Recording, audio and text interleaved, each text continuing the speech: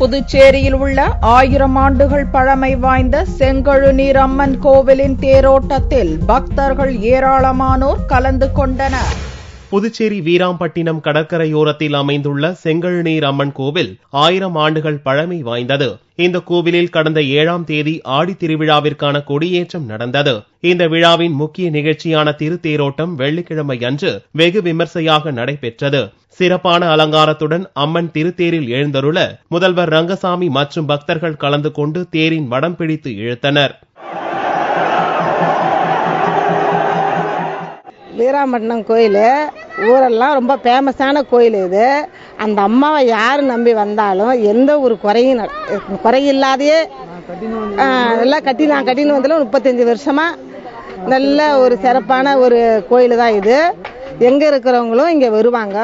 இந்த தேரோட்ட திருவிழாவில் தமிழகம், புதுச்சேரி உட்பட பல்வேறு பகுதிகளைச் சேர்ந்த ஏராளமான பக்தர்கள் கலந்து கொண்டு அம்மனை தரிசித்தனர்.